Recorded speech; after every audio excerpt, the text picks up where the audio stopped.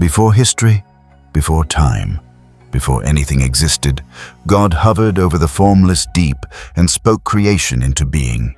Light blazing through darkness, stars flung across the heavens, the earth bursting with life, and humanity formed from dust and breathed into existence as the image of God Himself. This is the spectacular true story of the 7 days of creation, the amazing planting of Eden's perfect garden, where the first humans walked with their Creator in unbroken fellowship, and the catastrophic moment when a serpent's lie and humanity's choice shattered paradise forever. This ancient story has shaped civilizations for millennia because it answers humanity's deepest questions. Where did we come from? Why is the world both beautiful and broken? What is our purpose? And in the aftermath of Paradise Lost, these chapters offer the first whisper of hope, a promise that one day the serpent will be crushed and what was broken will be restored. This is Genesis, the foundation of everything, where the story of redemption begins. To understand where we are going, we have to understand where we started. Everything we see, the ground beneath our feet, the stars we navigate by, the very air we breathe, exists because of a specific sequence of events that occurred before history began. It is the foundation of all reality, the moment order was snatched from the jaws of chaos. Before there was time, there was only a void. The earth was without form. It was empty. A vast, suffocating darkness covered the face of the deep. There was no structure, no light, and no life. Imagine an ocean with no bottom and no surface, just endless, churning water wrapped in absolute night. It was a state of total confusion, a place where life could not possibly survive. But something was moving in the darkness. The Spirit of God was hovering over the face of the waters, waiting. And then, the silence broke. God spoke. He said, "Let there be light." Instantly, the darkness was pierced. It was not the sun, for the sun did not yet exist. It was a raw, primal illumination that shattered the obscurity of the deep. God saw this light, and He saw that it was good. But He did not destroy the darkness completely. Instead, He made a decision that would define the rhythm of the universe forever. He separated the light from the darkness. He called the light day, and the darkness He called night. This was not just a physical change. It was the imposition of time upon eternity. Evening came, then morning followed. This was the first day, but the water was still there, wild and uncontrolled. The next phase began with a command to tame the chaos of the deep. God said, "Let there be an expanse in the midst of the waters, and let it separate the waters from the waters." This was a violent separation. God made the expanse and physically divided the waters that were under it from the waters that were above it. It was a massive architectural feat, pushing back the crushing weight of the liquid to create a breathable space. He called this expanse heaven. The terrifying endless ocean was no longer one mass. It was now split with a pocket of stability in the middle. Evening passed and morning came. This was the second day, but there was still nowhere to stand. Below the new sky, the water still covered everything. There was no foothold, no stability. God spoke again. He said, "Let the waters under the heavens be gathered together into one place, and let the dry land appear." The waters obeyed.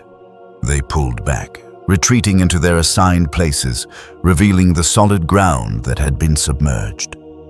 God called the dry land earth, and the gathering of the waters He called seas. He looked at the separation of solid and liquid, and He saw that it was good. But rock and dirt were not enough. The earth was stable, but it was barren. God commanded the earth to sprout vegetation. He called for plants yielding seed and fruit trees bearing fruit in which is their seed, each according to its kind. The gray and brown landscape suddenly erupted with green. It was the first introduction of a self-replicating system. These were not just objects. They were living things capable of producing more of themselves without direct intervention. The earth brought forth vegetation, plants, and trees. God saw that it was good. Evening passed, and morning came. This was the third day, We are halfway through the process, but the sky above was still empty. The light from the first day was present, but it had no source, no governors. God said, "Let there be lights in the expanse of the heavens to separate the day from the night." He commanded these lights to serve as signs. They would mark the seasons, the days, and the years. He made 2 great lights. The greater light was commanded to rule the day, and the lesser light to rule the night. He also made the stars. He placed them in the expanse of the heavens to give light on the earth, to rule over the day and over the night, and to separate the light from the darkness. This was a shift in power. Before this moment, the light simply was. Now, specific entities were given dominion over the light. The sun and the moon were not gods, as many would later claim, but servants with a specific function. They were clocks and calendars, hung in the sky to keep track of the passing time. God saw that it was good. Evening passed and morning came. This was the 4th day. The stage was set. There was light, air, land, and food. But the world was silent. There were no voices, no movement, no breath. God said, "Let the waters swarm with swarms of living creatures, and let birds fly above the earth across the expanse of the heavens." The seas, once a terrifying abyss of chaos, were now commanded to teem with life. God created the great sea creatures and every living creature that moves, with which the waters swarm according to their kinds. He created every winged bird according to its kind. For the first time, there were eyes to see the creation and voices to make sound. But then, God did something he had not done with the plants or the stars. He spoke directly to these creatures. He blessed them. He said, "Be fruitful and multiply, and fill the waters in the seas, and let birds multiply on the earth." He gave them a mandate to expand, to take up space, to fill the void that had once been so empty. God saw that it was good. Evening passed and morning came. This was the 5th day. Now comes the final act of construction. The water and the sky were filled, but the dry land stood empty of inhabitants. God said, "Let the earth bring forth living creatures according to their kinds, livestock and creeping things, and beasts of the earth according to their kinds." And it happened. The earth produced cattle, things that crawl on the ground, and wild beasts. Each one was distinct, operating according to its own design. The world was now a functioning ecosystem. Predators and prey, grazers and hunters, all inhabiting the solid ground that had been pulled from the water. God saw that it was good, but the work was not finished. There was one final piece missing, a ruler for this new kingdom. God said, "Let us make man in our image, after our likeness." This was different. Every other creature had been made according to its kind, but this new creation was to be made according to the image of God. It was a separation as sharp as the division between light and dark. God commanded that they let them have dominion over the fish of the sea, and over the birds of the heavens, and over the livestock, and over all the earth, and over every creeping thing that creeps on the earth. So God created man in his own image. In the image of God he created him. Male and female he created them. He did not just make them. He spoke to them. He blessed them and said to them, "Be fruitful and multiply, and fill the earth and subdue it, and have dominion over the fish of the sea, and over the birds of the heavens, and over every living thing that moves on the earth." He gave them authority. He handed them the keys to the planet he had just built. He told them, "Behold, I have given you every plant yielding seed that is on the face of all the earth, and every tree with seed in its fruit. You shall have them for food." He extended this provision to the animals as well, to every beast of the earth, and to every bird of the heavens, and to everything that creeps on the earth, everything that has the breath of life. He gave every green plant for food. It was a system of total provision. No bloodshed was required for survival. No scarcity existed to drive competition. God saw everything that he had made, and behold, it was very good. The chaos was gone. The void was filled. The darkness was managed. Evening passed, and morning came. This was the 6th day. The heavens and the earth were finished, and all the host of them. The construction was complete. There was nothing left to create, nothing left to separate, nothing left to fill. And on the seventh day, God finished his work that he had done. He rested on the seventh day from all his work that he had done. He blessed the seventh day and made it holy, because on it God rested from all his work that he had done in creation. This was not a rest of exhaustion, but a rest of completion. It was a cessation of labor because the product was perfect. This is the history of the heavens and the earth when they were created. This is the origin of the order we see around us. But beneath this perfect order, a question remains. The man and the woman have been given dominion. They have been given a command to subdue the earth. They are the image bearers of the Creator in a physical world, but authority carries risk. The ability to rule implies the ability to fail. The world is very good, but it is not static. The man and the woman are not statues. They are agents with wills of their own. They have been placed in a garden, a specific location designed for their thriving, but they are not alone in this world. The very order that God established relies on the separation of things, light from dark, land from sea. The safety of this new world depends on maintaining those boundaries. What happens if those boundaries are crossed? The narrative leaves us here in a moment of perfect peace. The man and the woman are secure. The animals are fed. The stars are moving in their courses. But the command to subdue suggests that there is still something wild, something that requires vigilance. The chaos of the deep has been pushed back, but has it been eliminated? We are left to wonder what the man and woman will do with this immense power they have been handed. They have the image of God, but they are made of dust. They are rulers, but they are also subjects. The balance is delicate. And as we look toward the life that awaits them in the garden, we have to ask, is this paradise permanent, or is it a test? The work of creation is done, but the story of humanity is just beginning. And the first chapter of that story will not take place in the cosmos, but in a garden with 2 trees and a choice that will shatter the very earth they were made to rule. We have witnessed the grand architecture of the universe, stars hung in the expanse, oceans contained, and mountains raised. It was a view from above, a cosmic perspective of order conquering chaos. But now, the camera drops. We leave the high orbit of the heavens and descend to the dust. The narrative shifts from the wide-angle lens of the 6 days to a specific moment, a specific place, and a specific creature. This is the account of the heavens and the earth when they were created, in the day that the Lord God made the earth and the heavens. The landscape was different then. Before the lush forests and teeming jungles we know, there was a time when no bush of the field was yet in the land. No small plant of the field had yet sprung up.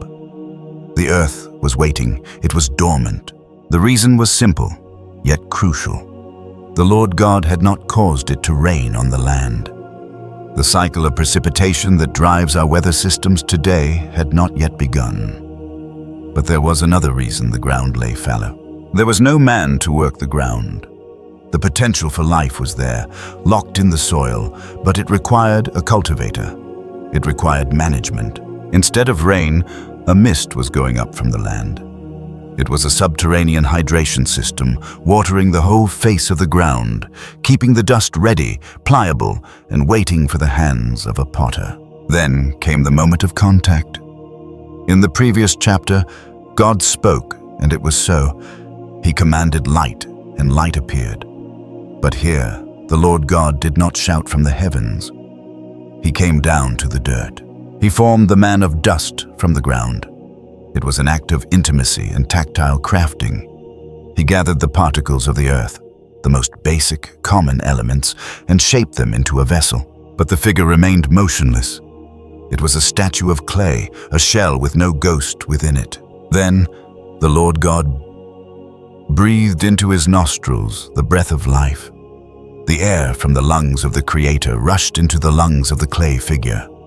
The chest heaved, the heart fired, the eyes opened, and the man became a living creature.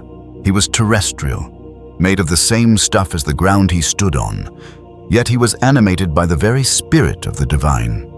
He was a bridge between the dirt and the sky. But a man cannot live in a wasteland. He needs a habitat. The Lord God planted a garden in Eden in the east. This was not a wild jungle. It was a planned enclosure, a sanctuary designed specifically for the man he had formed. And out of the ground, the Lord God made to spring up every tree that is pleasant to the sight and good for food. It was a place of sensory overload, vibrant colors, rich scents, and abundant sustenance. It was a paradise, but it was also a testing ground. In the absolute center of the garden, marking the focal point of human existence, stood two trees. The first was the tree of life. Its presence offered vitality, a connection to the enduring power of the Creator. But standing near it was another tree, with a darker, more complex purpose, the tree of the knowledge of good and evil. These trees were not hidden, they were central, they were unavoidable. To sustain this lush enclosure, a river flowed out of Eden to water the garden. It was a massive hydrological source that, from there, divided and became 4 rivers. The geography here is specific, grounding the story in real space, hinting at a world we can almost recognize. The name of the first is the Pishon. It is the one that flowed around the whole land of Havilah, where there is gold. And the gold of that land is good. Bdellium and onyx stone are there. It was a land of mineral wealth, of treasure buried in the rock. The name of the second river is the Gihon. It is the one that flowed around the whole land of Cush. The name of the third river is the Tigris, which flows east of Assyria. And the fourth river is the Euphrates. These massive waterways suggest a region of immense fertility and power. This was the cradle of the world. The Lord God took the man and put him in the Garden of Eden. But this was not a vacation. The man was not placed there to idly consume the fruit and sleep in the shade. He was put there to work it and keep it. The word keep implies protection. It implies that the garden, perfect as it was, required guarding. Guarding from what? The narrative doesn't say yet, but the implication hangs in the air like smoke. Then the silence of the garden was broken by a voice. The Lord God commanded the man. It was a permission broad and generous. You may surely eat of every tree of the garden. The entire orchard was his buffet.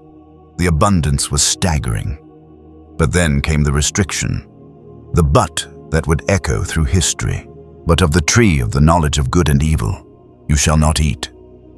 The command was absolute. There was no room for negotiation, and for the first time, a consequence was introduced, a penalty. For in the day that you eat of it, you shall surely die. Death. The word must have sounded alien in a world teeming with life. Until this moment, everything had been good. There was no decay, no ending, no grave. But now, the specter of death was anchored to a single tree in the middle of the garden. The man looked at the fruit, and he knew that within its skin lay his own destruction. The stakes had just been raised infinitely high. The garden was safe, but it was not tame. One wrong choice, one act of disobedience, and the breath of life would be extinguished. But as the man went about his work, pruning the vines and watching the rivers flow, the Lord God noticed something. There was a flaw in the scenario. Not a flaw in the creation itself, but a lack. Then the Lord God said, "It is not good that the man should be alone." This is the first time in the entire history of the universe that God said something was not good. The solitude of the man was a defect. He was incomplete. He had a relationship with the ground he worked, and a relationship with the God who made him, but he had no peer. There was no one to look him in the eye. The solution, however, was not immediate. The Lord God said, "I will make him a helper fit for him." But he did not instantly create the woman. Instead, he initiated a process of discovery. Now out of the ground the Lord God had formed every beast of the field and every bird of the heavens. He brought them to the man to see what he would call them. It was a parade of biology. The man stood in the garden, and the animals came to him. He observed them. He analyzed their characteristics, and whatever the man called every living creature, that was its name. The man gave names to all livestock, and to the birds of the heavens, and to every beast of the field. It was an exercise in authority. To name something is to define it, to assert mastery over it. The man was exercising his dominion. But as the procession of pairs went by, the lion and the lioness, the ram and the ewe, the stag and the doe, a realization began to dawn on him. But for Adam, there was not found a helper fit for him. He saw the connection between the animals, the companionship they shared. He saw that they corresponded to one another. And he saw that he was the odd one out. He was unique, but he was solitary. The ache of isolation began to set in. He was the ruler of the garden, but he ruled a kingdom where no one understood him. The Lord God had allowed the man to feel the weight of his aloneness so that he would understand the value of what was about to happen. So the Lord God caused a deep sleep to fall upon the man. This was not a normal nap. It was a divinely induced coma, a shutdown of the conscious mind. The man collapsed into the heavy slumber of the anesthetized. While he slept, the Lord God approached him. He did not go to the dirt this time. He did not gather more dust. He reached into the man himself. He took one of his ribs and closed up the place with flesh. It was an extraction. A part of the man's own architectural structure was removed. The bone that protected his heart and lungs was taken out. The wound was sealed, leaving a scar that marked the cost of companionship. And the rib that the Lord God had taken from the man he made into a woman. He built her. The Hebrew suggests a construction, a careful fashioning. She was made of the same substance as the man, derived from his own body. She was not a separate creation from the dirt. She was of him. And then, the Lord God brought her to the man. The man awoke from his deep sleep.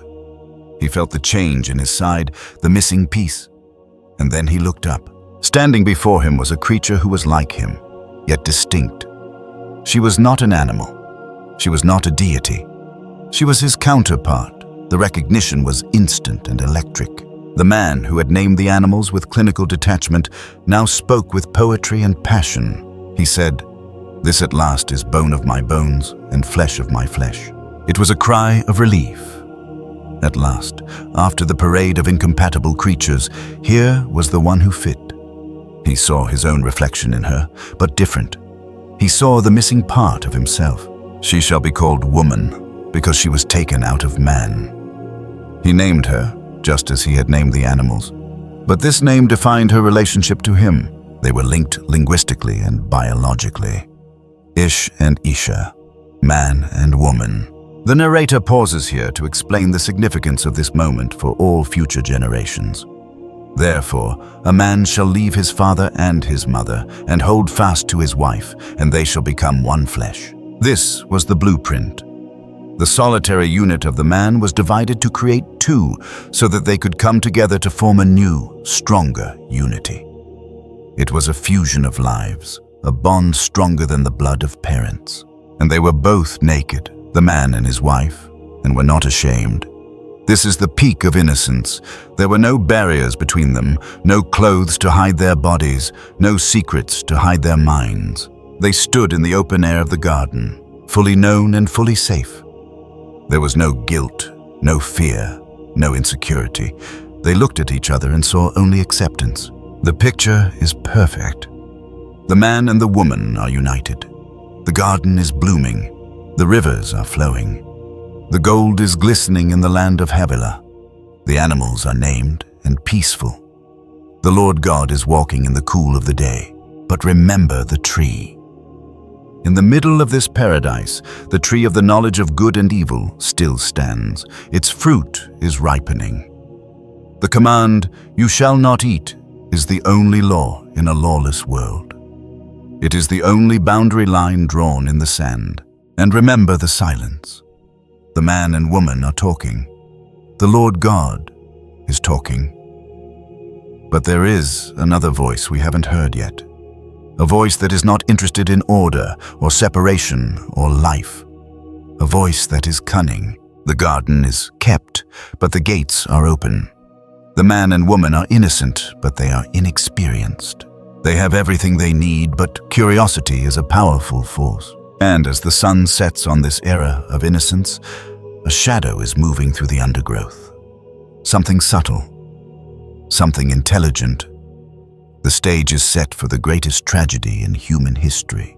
The peace is absolute, but it is fragile. The man and woman have each other, but they are about to face an intruder who will challenge everything they have been told. The question is not if the test will come, but when. And when it does, will the man remembering the warning? Will he protect the garden as he was commanded? Or will the allure of the forbidden prove stronger than the fear of death? We have seen the creation. Now, we must witness the fall. The serpent is already in the garden. The peace of the garden was absolute, but it was not impenetrable. We left the man and the woman standing in naked innocence, surrounded by a world that was very good.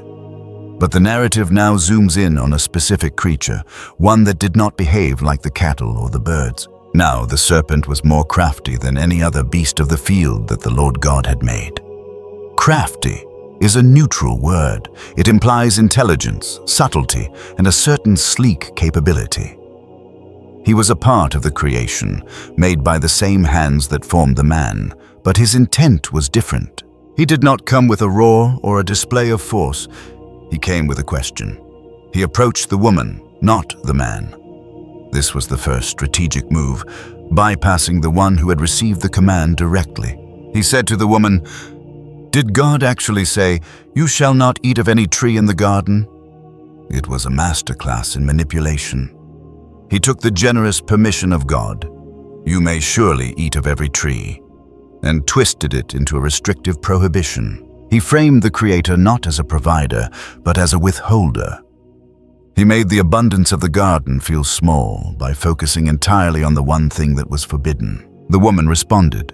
She corrected the beast, but in doing so, she engaged with him.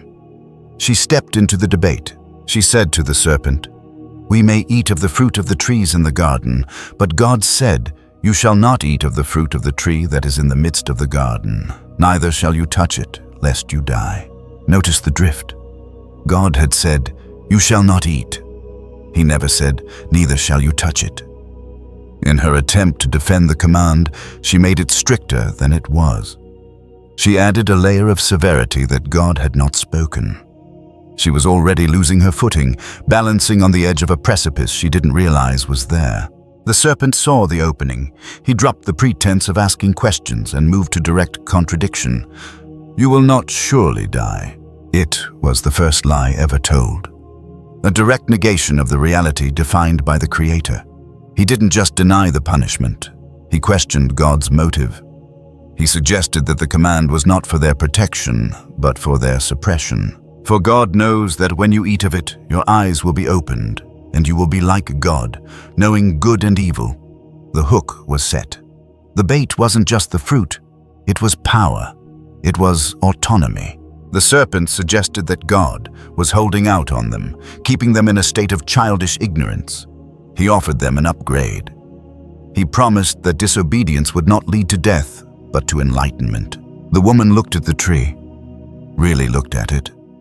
Before, it had been a boundary marker. Now it was a source of desire. She saw that the tree was good for food. It appealed to her physical hunger. She saw that it was a delight to the eyes. It appealed to her aesthetic sense. And she saw that the tree was to be desired to make one wise. It appealed to her intellect. The pressure was immense. The physical, the emotional, and the intellectual were all aligned against the spiritual command. She reached out. Her hand touched the fruit. The action, she said, was forbidden, and she did not die. The serpent appeared to be right. The lightning did not strike. Emboldened, she took of its fruit and ate. The crunch of the fruit was the only sound in the garden.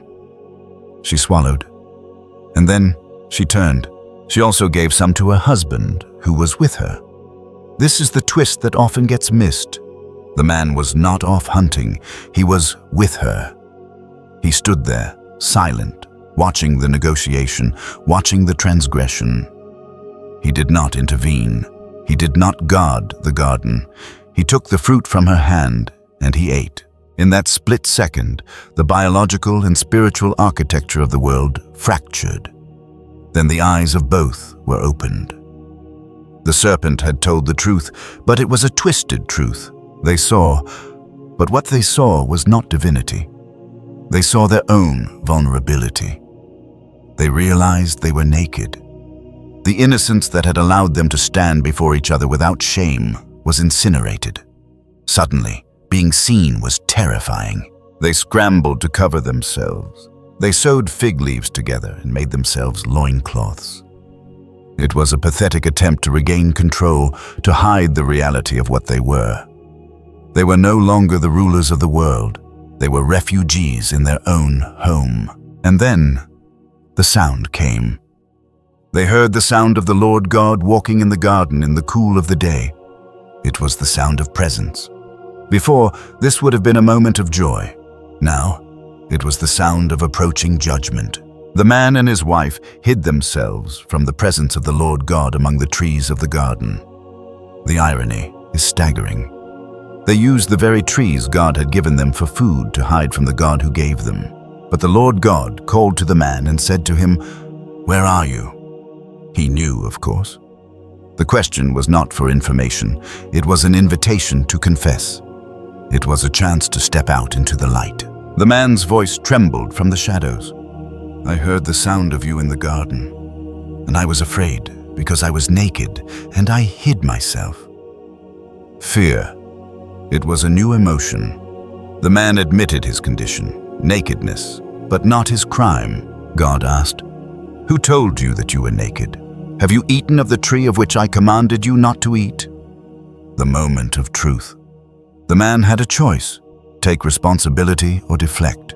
He said, "The woman whom you gave to be with me, she gave me fruit of the tree, and I ate." In one sentence, he blamed the woman, and he blamed God. "The woman you gave me." He washed his hands of the guilt. The unity of the one flesh was shattered. The protector turned accuser. Then the Lord God said to the woman, "What is this that you have done?" The woman followed the man's lead. She looked down at the ground, at the creature slithering in the dust. "The serpent deceived me, and I ate." Everyone had an excuse.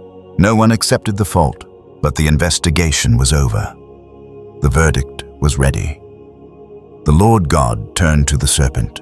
There was no question for him, no interrogation, only a curse. "Because you have done this, cursed are you above all livestock and above all beasts of the field. On your belly you shall go, and dust you shall eat all the days of your life." The creature was debased, but the judgment went further.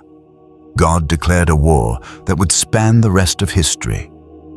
"I will put enmity between you and the woman, and between your offspring and her offspring. He shall bruise your head, and you shall bruise his heel." It was a riddle, a promise of a future conflict. A descendant of the woman would one day deliver a crushing blow to the serpent, but not without being wounded in the process. It was a glimmer of hope in a dark courtroom. Next, he turned to the woman. "I will surely multiply your pain in childbearing. In pain you shall bring forth children." The very function of creating life, the thing she was designed to do, would now be marked by agony. But the curse went deeper into her psyche. "Your desire shall be contrary to your husband, but he shall rule over you." The harmony of their partnership was broken. It would now be a power struggle, a friction of wills. And finally, the Lord God turned to the man. "Because you have listened to the voice of your wife, and have eaten of the tree of which I commanded you, you shall not eat of it. Cursed is the ground because of you." The earth itself, the very stuff the man was made of, rebelled. The relationship between the worker and the field was severed. "In pain you shall eat of it all the days of your life. Thorns and thistles it shall bring forth for you." The garden would no longer yield its strength willingly. It would fight back. Work would become toil. "By the sweat of your face you shall eat bread, till you return to the ground. For out of it you were taken. For you are dust, and to dust you shall return." Entropy was now the law of the universe. The cycle of life was no longer an infinite loop. It was a line with a dead end. The trial ended. The sentence was passed. But in the midst of this devastation, there was a strange, tender moment. The man called his wife's name Eve, because she was the mother of all living. Even under the shadow of death, he recognized her as the source of life. And the Lord God made for Adam and for his wife garments of skins and clothed them. Don't miss the implication. To make garments of skin, an animal had to die. Blood had to be shed. The fig leaves, the man's attempt to cover his own shame, were insufficient. Only a covering provided by God at the cost of an innocent life could hide their nakedness. It was the first death in the garden, a foreshadowing that the price of sin is life, but the tragedy was not quite finished. Then the Lord God said, "Behold, the man has become like one of us in knowing good and evil." The man had grasped at godhood, and he had achieved a twisted version of it. He knew evil now, not just as a concept, but as an experience. Now, lest he reach out his hand and take also of the tree of life and eat and live forever. The sentence is cut off. The thought is too terrible to finish. An immortal sinner, a being locked forever in a state of rebellion and decay, unable to die, unable to be redeemed. It would be a fate worse than death. Therefore, the Lord God sent him out from the Garden of Eden to work the ground from which he was taken. It was an act of mercy masquerading as a punishment. To allow them to stay would be to doom them to eternal corruption. They had to leave. They had to face the mortality they had chosen. He drove out the man. The language is forceful. It wasn't a gentle guiding, it was an expulsion. The man and woman walked out of the paradise, their backs to the east, facing a world of thorns, storms, and silence. And at the east of the Garden of Eden, he placed the cherubim and a flaming sword that turned every way to guard the way to the tree of life. The gate was shut. The way back was barred by fire and angelic power. The garden was still there, somewhere behind them, but it was inaccessible. The era of innocence was over. The era of history had begun. The man and the woman stood on the wild earth. The sun was setting. The air was cold. They were alone, save for each other. They carried with them the memory of paradise and the scars of their failure. But they also carried something else. A promise. A whisper about a seed that would one day crush the head of the serpent. As they looked out over the barren, rocky landscape that they would now have to subdue with their bare hands, they realized that the struggle for survival had started. But the struggle for their souls? That was just beginning. They would soon learn that the sin in the garden did not stay in the garden. It followed them out. It lived in their blood. And it would manifest in the very next generation, not as a piece of fruit eaten, but as blood spilled on the ground. The first baby is about to be born. But so is the first murderer.